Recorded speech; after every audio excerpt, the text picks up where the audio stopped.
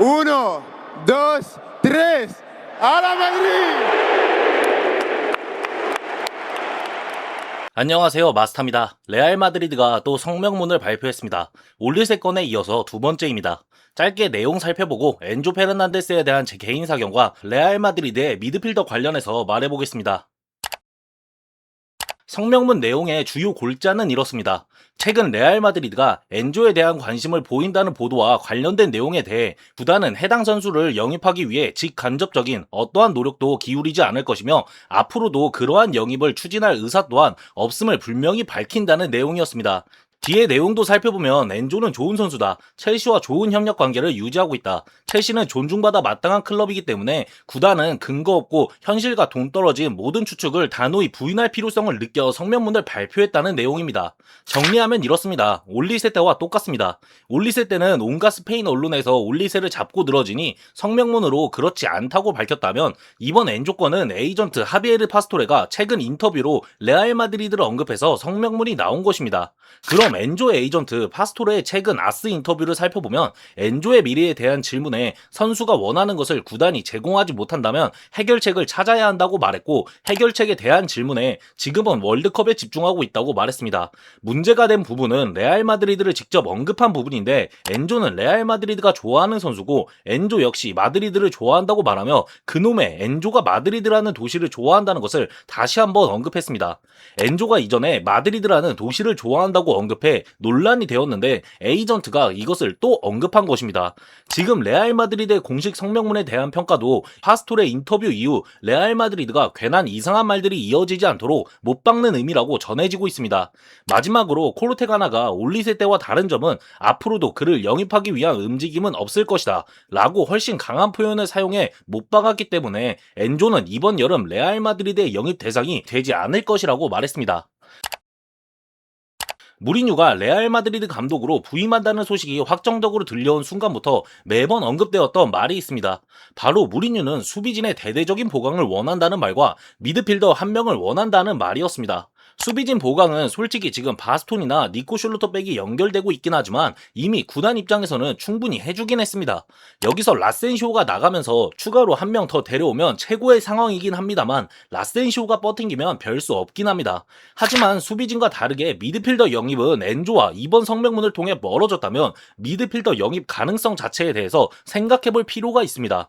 지금 엔조에 대한 공식 성명문 발표, 카마빈가가 나가지 않겠다는 스탠스를 보이고 있으며 구단도 카마빈가 매각에 그리 적극적이지 않은 상황, 라센시오 매각에 따라 센터백 추가 영입도 언급되는 상황, 그리고 곤살로와 마스탄토누를 무리뉴가 잔류시키고 싶어하는 모든 상황을 종합해보면 결국 미드필더 영입 가능성 자체가 매우 낮아진 것을 알 수 있습니다. 무리뉴는 미드필더를 원하는데 일단 베르나르도 실바를 FA로 데려오긴 했습니다. 그런데 무리뉴가 레알 마드리드 선수단 구성에 대해서 생각하지 않았을 리가 없는데 곤살로는 지켜보고 마스탄토누는 무리뉴가 좋아해서 남기자고 하는 것을 보면 제 생각은 이렇습니다.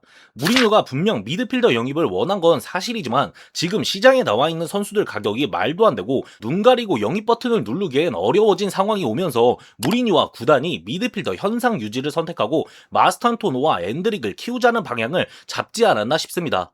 저는 미드필더 영입이 추가적으로 있을 거라 생각해 발베르데를 오른쪽으로 돌릴 거라 생각했습니다. 새로 들어오는 경기 조립이 되는 미드필더 한 명과 기존 핵심 코어라인들인 벨링엄, 발베르데, 추아메니를 조합하기 위해서는 4-2-3-1 구조에서 발베르데가 오른쪽 윙으로 나오는 게 최선의 방법이기 때문입니다. 그런데 이제 엔조를 영입하지 않겠다고 못 박았고 기존에 링크가 있긴 했던 마테우스 페르난데스는 토트넘으로 갔습니다. 로드리는 애초에 가능성이 높지 않고 최근에 영입 명단에서 제외됐다는 소식이 정문입니다. 이 외에 남은 선수들은 키스 스미트, 부아디, 와튼 같은 선수들이 있지만 사실상 적극적으로 이어지는 선수들은 아닙니다. 미드필더 영입 가능성 자체가 매우 낮아졌습니다. 그리고 들려오는 소식이 곤살로와 마스탄토노 방출 작업 중단입니다. 이렇게 되면 미드필더 구성은 4-2-3-1 구조에서 벨링엄 공미에, 추아메니 발베르데, 투볼란테가 최선입니다. 물론 베르나르도 실바로 구성할 수도 있지만 지금 선수단 구성을 생각하면 베실바는 추아메니와 발베르데 사이에서 롤플레이어로 활용될 거라 생각합니다. 발베르데나 베실바 자체가 오른쪽 윙 자리로 이동하면 곤살로와 마스탄토노가 잔류하는 상황, 오른쪽은 포화 상태가 됩니다.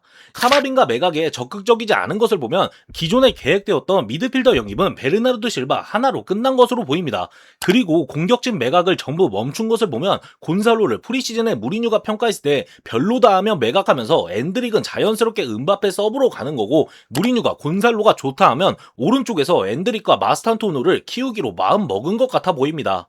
마무리하면서 정리하자면 미드필더 영입 가능성이 낮아진 이유는 매물이 너무 비싸고 마음에 완전히 들지도 않기 때문입니다. 그래서 구단은 미드필더 영입보다는 기존 자원들인 곤살로와 마스탄토노, 엔드릭을 키우는 방향을 선택한 것으로 보입니다. 이전부터 말했지만 참 깝깝합니다. 토니 크로스가 레알 마드리드에서 은퇴한 이후 레알 마드리드의 후방 빌드업은 개인의 전진 혹은 롱패스 딸깍 외에 앞으로 나아가지 못하고 있습니다. 리그 경기들 보니까 잘만 이루어지던데 하실 수 있습니다. 이에 대한 대답은 레알 마드리드가 라리가에서 체급이 있는데 바르셀로나, 아틀레티코 마드리드 제외하고 앞으로 못 나가면 그게 문제입니다.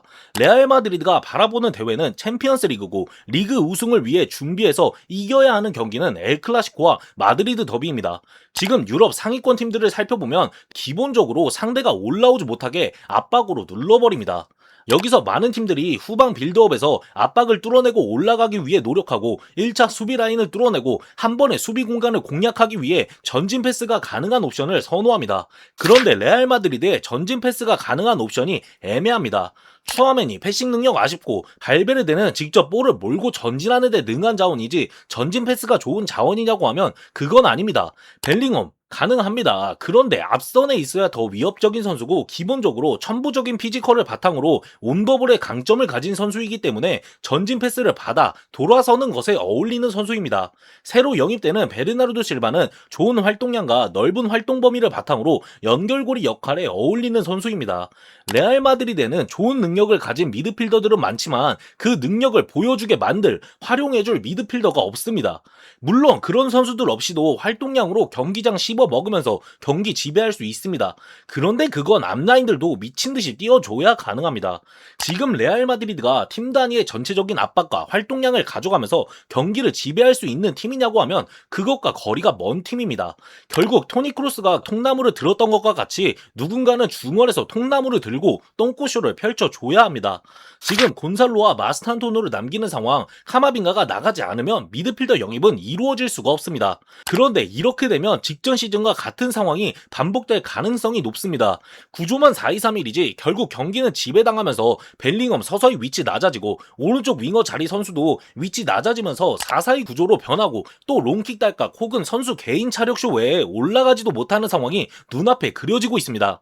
물론 무리뉴가 마스탄토노를 남기겠다는 의미가 이해가 안 되는 것은 아닙니다. 어쨌든 활동량 좋고 미드필더 성향의 선수이기 때문에 안쪽으로 들어오면서 연결고리로서 활용하겠다는 의미가 이해는 됩니다. 그런데 이거 이미 실패한 결과물입니다. 알론소 때 그렇게 되었는데 무리뉴가 무엇을 보는지는 모르겠지만 저는 이해가 안 됩니다. 그렇다고 밑에서 쿠쿠레야 하나 영입했다고 후방 빌드업이 무슨 천지개벽할 수준으로 좋아지는 것도 아니고, 긍정적으로 라센시오 나가고 바스톤이 들어오면서 발밑 좋은 센터백이 들어온다고 한들 어쨌든 수비들은 수비입니다. 이들이 만들 수 있는 결과값이 미드필더 라인의 선수가 만들 수 있는 결과값과 완전히 다릅니다. 상황상 매각이 먼저인 것은 맞지만 엔조까지 멀어지며 미드필더 링크 자체가 완전히 끊기는 느낌이라 레알 마드리드 구단이 무엇이 문제인지 아직 파악하지 못했나, 이런 생각이 들고 있습니다. 결국 미드필더 영입이 이루어지지 않을 가능성이 높아졌고, 센터백도 영입이 없을 가능성이 높아졌습니다. 매번 말하지만 곤살로와 마스탄토노를 남기고 싶으면 카마빙과 라센시오가 나가지 않은 이상 25명이 딱 맞춰지기 때문에 영입은 이루어질 수가 없습니다. 물론 미래는 모르는 거긴 합니다. 카마빙가랑 라센시오가 나갈 수도 있습니다. 근데 증명하고 싶다는데 뭐 어떻게 할 방법이 없습니다. 이렇게 되면 이번 여름 이적 시장 돈 많이 쓰나 했는데 결국 니코파스 6천만 유로에 무뇨스 세론으로 벌어들인 2천만 유로 생각하면 돈을 하나도 안 쓴 게 됩니다. 여기에서 카스티아 자원을 또 세론 50에 바이백 달게하고 매각하면 결국 돈을 벌게 되겠네요. 정말 갑갑합니다. 무리뉴가 부임하고 이적 시장 관련 기사가 들려오면 무리뉴는 확실히 구단의 문제점을 파악하고 있긴 합니다. 그런데 2시즌 연속 꼬라 박았음에도 구단은 아직도 어디가 문제점인지 파악하지 못한 것 같습니다. 이번 영상은 여기서 마치겠습니다. 구독과 좋아요 눌러주시면 감사하겠습니다. 오늘 하루도 좋은 하루 보내시길 바랍니다. 바모스 마드리드!